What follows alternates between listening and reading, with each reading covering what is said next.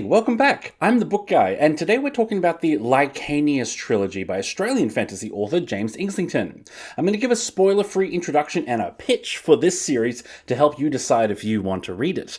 This is a high fantasy series, often compared to The Wheel of Time. Each book is over 700 pages, the final book is 860, and it starts off a bit standard for high fantasy, but soon shows a brilliant magic system, a strong plot, and a fascinating use of time travel. Time travel? There are a few flaws, some weaker character work in particular, but I'll give you a balanced, objective review and hopefully entice you to read this trilogy. Also, fun tangent, but I met the author. Here's a picture of me in March 2020. I know, look at my short hair. But James was on tour promoting the final book in the Licanius trilogy, and a week after this photo was taken, we went into COVID lockdown, so I was very lucky to meet James when I did. Also, funny story, I told him that I hadn't read book 3 yet, but that I had loved a particular plot twist in book 2. And James, he looked me dead in the eye and said he was really happy to hear that. Then when I read book 3, I realized the plot twist in book 2 was actually setting up an even bigger plot twist in book 3. And I realized James had looked me right in the eye and lied to me. I shook my fist at the sky and was like, "Curse you, James!" Damn it, Jim, what the hell's the matter with you? His poker face was flawless. What a legend. Alright, let's talk about these books. 20 years ago, a great war was fought when the people with magic tried to take over. The powerful augurs used their ability to see the future and control people's minds to set themselves up as dictators, and the gifted, more traditional magic wielders served beneath them, until one day the power of the augurs failed. Their prophecy seemed to turn on them, and they were wiped out. Now only the gifted remain, and they are magically bound to follow the 4 tenets of obedience to prevent another uprising. Young Davian goes to magic school, where the gifted get their state-approved education. The gifted have to follow their strict rules, and if they don't, they have their magic stripped from them and become a shadow. Yeah, hence a shadow of what was lost. Yeah, you get it. It is unsafe for Davian to go off campus. Everyone hates the gifted, even those like Davian who were born long after the war was over. Hate crimes are everywhere. Davian also sucks at gifted magic, yet he can tell if someone is lying. So he has some magic ability. It might be a sign of that forbidden augur magic. Nowadays, anyone with augur magic is put to death. Yet one of the elders at the school recognizes this ability and is overjoyed.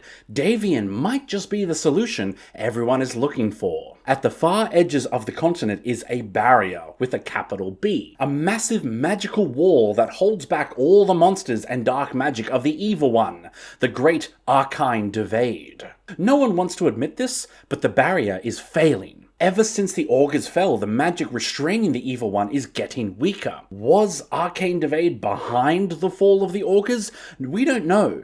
Yet Davian might be humanity's last hope. He has to cross the world, learning his lost magic as he goes, and find a way to stop the evil one from being unleashed once more. This world is very basic at first glance. I have to warn you that when you start to read this book, it's gonna look like some pretty standard high fantasy of swords and sorcery. Yet the story ends up being pretty damn complicated, so I appreciate that the story eases you into that complexity. How complicated are we talking? Well, many people compare this series to The Wheel of Time, and that's fair. When I met James, we discussed the similarities between The Wheel of Time and that he got inspiration from there. But I would say that Licanius has much more in common with Malazan. Seriously, if you are curious about Malazan and not sure if you're ready for all that complexity, this is a good place to practice. So this world is defined by its many cultures and how each of them distrust the gifted. Some countries are suspicious and have very strict laws about what the gifted can do and how they use essence. Other countries literally employ bounty hunters to kill gifted on sight.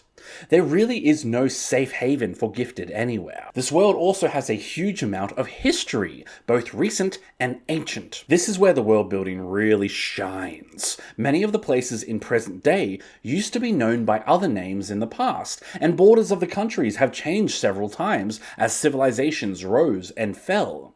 We have old stories and folk tales that function almost like short stories within the book, almost like Kingkiller. We have a few monstrous races like the Lith and the Blind, creatures that work for our kind of aid. And there's a whole bunch of political intrigue.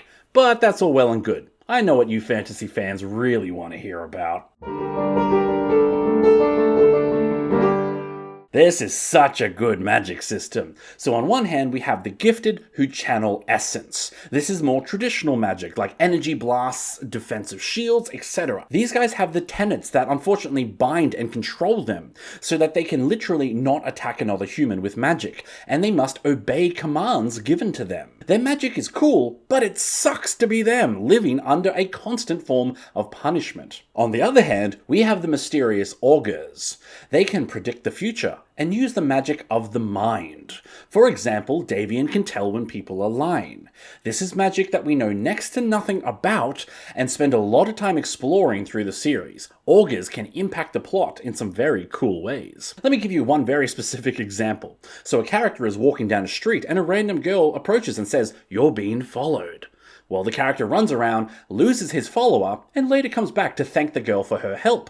Except, to our surprise, she says she has never seen him before and is kind of creeped out. That's when we realize an augur controlled her mind briefly to pass on a message. Wow! This is exactly the kind of sneaky tricks that the augurs can play, and it creates some opportunities for clever use and some very satisfying surprises and plot twists. Yet this is really just the start, and I'm going to leave most of this for you to discover. There are many secrets that were lost when the augurs were destroyed. Not to mention, how were they destroyed when they could predict the future? There is a lot of mystery surrounding this power. That leads us to... This, in my opinion, is the best part of the series. This series plays around with time a lot. But to be clear, it's not exactly time travel, not all the time. Sometimes augurs can see into the future. Sometimes we get glimpses of the past through histories and even flashbacks. Sometimes there are messages that are sent across time, both forward and backwards, and only then do we actually get some time travel.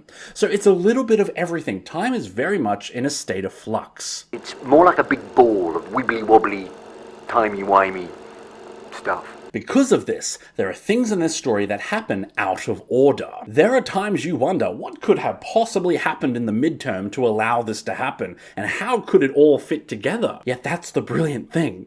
Despite looking at time from so many different angles, it all fits together so perfectly by the end. I read this series twice so I could appreciate all the clever setups and payoffs, and believe me, I have never seen a series that rewards its readers so much for rereading. There were seemingly random events in book 1 that I realized on rereads were actually set up in book 3. It's that crazy. The sheer complexity and perfection of this puzzle is staggering. But I'll come back to that in a second. Alright, so what actually happens in this story? Well, we start with Davian in magic school. He has his two friends, Ron and Hermione, Weir and Asher. Yeah, Weir and Asher are pretty damn talented as gifted, yet Davian is terrible at it because of his predisposition to be an augur. Pretty soon, they go their separate ways and the real plots emerge. So in plot 1, we meet a man who has amnesia. All we know is that his name is Caden and that he's just been arrested for single-handedly massacring an entire village. He doesn't remember it, so is it true? Is he actually a bad guy? We don't know. But we do know that he has far more magic than anyone else, on a level that should not be possible. Who is Caden? What is Caden? Why is Gamora? And is it possible that the mythical sword, Licanius, could hold the answers to his past? In plot number 2, the North Warden, Elocian, has begun gathering people with magic in secret. Elocian used to hate the gifted more than anyone, yet he is convinced the barrier is failing, and Archine Devade is coming to destroy them all. So now he is gathering all magical artifacts and he's looking for augurs. In plot number 3, Davian must make a perilous journey across the world to the boundary, through lands that would kill Gifted on sight. On the way, he must discover the secrets of his magic and find a way to restore the boundary before the world is destroyed. From such humble beginnings come great things. This trilogy sees many plot lines get resolved and then new plot lines introduced. Despite its large size, this is not a slow series. This plot work is intricate and carefully laid, just as much as the time travel. Now, I have focused on the strengths of the series so far. Let's touch on some weaknesses. Now, I acknowledge that the character writing is a bit weak here, but I also want to defend it to some extent, because I feel that this weakness has been blown out of proportion by critics. I've seen some big YouTubers who didn't read past book 1 because they didn't like the characters, but there's a purpose to the characterization. So we have our 3 school friends, Davian, Weir, and Asher, who all more or less have the exact same personality. They are each focus points of plot lines, but they're more like vessels for the story, rather than real human beings whose feelings and goals and decisions shape the story. They're a bit like blank slates for us to see through. The 4th protagonist is Caden, the guy without his memories. He's a fair bit better with real character work, because he's not sure who he is and whether or not he's a good or bad person. He has proper character tension because of his uncertainty. But here's the thing, all 4 of our protagonists work. Like, in terms of functionality, they work just fine as point of views, for 2 reasons. 1, all 4 of them have different magical abilities. So Davian is an augur, Weir is gifted. Asher, I can't spoil, but she goes in a different direction. And Caden is on a whole nother level. We don't even know what he is. So each of them feel different in the story because of their abilities, and they each have a unique perspective for exploring the magic system. In that sense, they work very well. The second reason why they work, our 3 school friends are all nice people. They're pretty clean-cut, morally good people with no real struggles. While that is less interesting on its own, it becomes more interesting when you pair it with Caden, someone who is lost and uncertain. So the story is about his 3 good friends pulling him away from the darkness and into the light. It's a Paddington situation, where the good characters influence those around them. That's the purpose to the character writing here, that tension between the groups. In my opinion, the problem is not that the characters are lifeless, it's that they are just good. And when you're writing good characters, as in characters who are morally good, it can often be difficult to make them interesting. It's the classic Superman problem. The Boy Scout doesn't really struggle with anything internally, and therefore isn't always relatable or intriguing. To be clear, you absolutely can write interesting characters who are lawful good. Corporal Carrot from Discworld is the ultimate example in my mind. To do this, remember that good people can be morally good and still have character flaws. Good people can be impatient, grumpy, selfish, or rude. If you look at the Wheel of Time, for example, the 5 main characters are all morally good, but Rand is stubborn, Matt is cheeky, Perrin is uncertain, Egwene is headstrong, Nynaeve is prideful. This is what I feel that the characters in Licanius are missing. Flaws. There's another reason why the characters in Licanius get criticized, because everything else in the series is so good. It makes the gap even wider. If this series was a school assignment and I was the teacher, I would give the series an A for world building, magic, and plot, but I would give it a C for characters. That's a pretty big step down, but I feel a lot of people have gotten confused over the big gap and said the characters are an F or an utter failure. It's not actually that bad. They're just mid. Ordinary. Unfortunately, mediocrity looks bad when it's standing next to excellence. There is one other flaw I will mention for this series. There are a few romances in this series, however, I feel as though they all happen so quickly. As in, these characters fall in love after a whole 2 scenes together. It's kind of always rushed. It's like the books have so many plot lines to juggle, so whenever we need to save time, we trim the romance plot line. I know for some of you that doesn't sound so bad, but because the romances are so rapid, they begin to feel a little forced and even unrealistic. They don't land the way they should because we're just not given enough time for them to grow. These romance plotlines include some of the biggest emotional moments for the characters, and often fall flat. It's a bit like the romance plotlines in The Hobbit. The problem is not the romance, the problem is that there's not enough romance, so that the emotional blows don't land. Alright, back to more good stuff. This is a major theme in the story, and also this is how you do theme in story. So because of all the time travel, some people begin to realize that they cannot change the future. This is a set universe type of time travel, meaning in this type of time travel, you can't go back and change the past because you've already gone back to change the past and created the present. Makes sense, right? One often meets his destiny on the road he takes to avoid it. So that's the question. If we cannot change the future, doesn't that mean we don't have free will?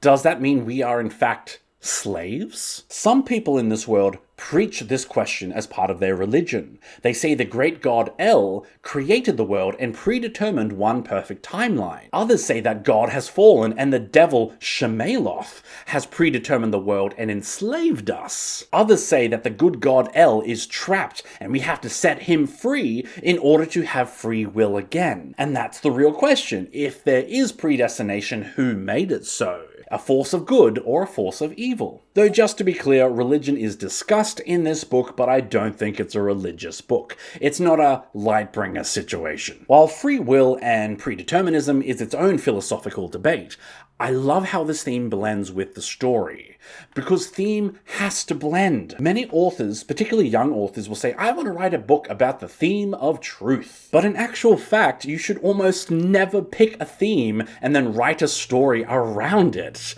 because it usually ends up as preachy. Then other stories will have hardly any theme, and therefore the story can feel kind of shallow, like pure entertainment without any deeper meaning. So Licanius has the perfect middle ground. Theme is blended with the story in a way that makes it feel rich with meaning without derailing the story with its message. After all, the name Licanius itself is an old word from within this world. It means fate. And I cannot think of a more perfect title for this series where the story is all about changing or accepting your fate. In researching this video, I found a few reviews online that said that the philosophical themes of free will versus predestination are left unresolved and it was unsatisfying, and that the series talks about it and it goes nowhere. I hard disagree with that. So I'm probably overreacting, I know, but I want to talk about how this theme is resolved. Please note that this segment won't spoil the plot, but it will spoil the theme, so you can skip to the time on the screen to avoid slight spoilers. So on the question of free will versus predestination, the series ultimately says that even if all of our choices are predetermined, we still need to take responsibility for our choices. We cannot blame our choices on God, or the devil, or the universe. We make our choices. This is a pretty satisfying conclusion to the philosophical debate. It echoes Shakespeare's Julius Caesar and that famous line, "The fault, dear Brutus, is not in our stars, but in ourselves."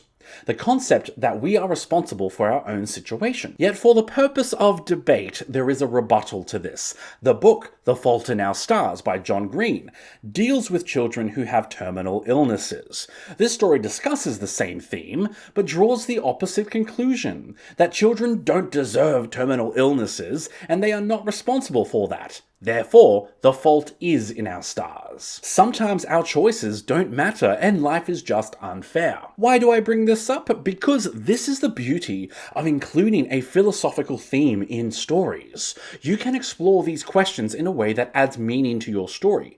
And it's okay to take a hard stance at the end of your book on how to interpret that philosophy.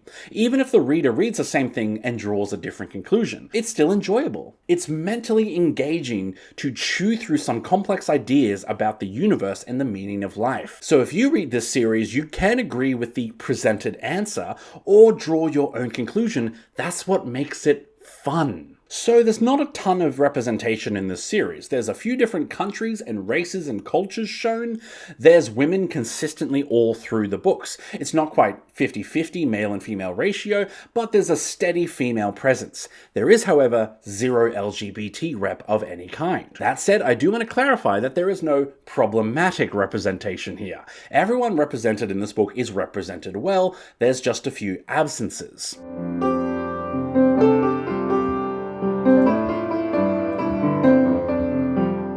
Pretty light content warning here overall, yet there are a few squeamish scenes. So one guy finds the man who murdered his wife and tortures the ever-loving out of him. That's a bit intense. There is a massacre scene with lots of death and bodies, but there's not an intense amount of graphic violence. There's also zero sexual content or horror. There is a bit of adult themes to the story, such as the meaning of life, hopelessness, nihilism, that sort of thing. Is the ending worth it? Yes. The ending is the best bit. I literally cannot overstate this. The final pieces of the time puzzle fall into place in the final pages. It's chef's kiss. Also, I would argue that the third book is the strongest of the three. In fact, each book in this series is better than the last. So if you do find yourself stuck somewhere in the middle of the series, I encourage you to push on. It's worth it to get to the end. How much should you try? You can just try the first book. I know I just said that each book's better, but the first book is pretty good on its own. It is a little bit generic at the start, but overall, still a very strong novel. You can read book 1 and tell right away if you're going to enjoy books 2 and 3. So give it a try, see how you go. Good luck and happy reading. Thanks for watching. Next, I'm discussing James Islington's other series, Hierarchy. We've just got book 1 out at the moment, The Will of the Many. In fact, my patrons have voted on my upcoming content. So you can just see right here, the series that I'm going to be talking about in the near future, and I hope you will join me for each of them. Just a heads up, my videos are slowing down a little bit at the moment because I'm focusing on preparing my own books for publication. All 3 of my books are written. I'm just in the editing stage, and editing sucks, but I'm aiming to do a Kickstarter in September to crowdfund the audiobooks, and you should have physical books in hand by the end of this year. We're nearly finalized all 3 book covers. I saw the draft of the 3rd one just today, so they'll be revealed soon in its own video, and they look so good. I'm so excited. Anyway, please do all the YouTube stuff to boost this video. Let me know your thoughts on Licanius below. You can also check out my Patreon and my shop, links in the description, and I will see you again very soon for more book recommendations. Until then, I hope you enjoy a good book today. Bye!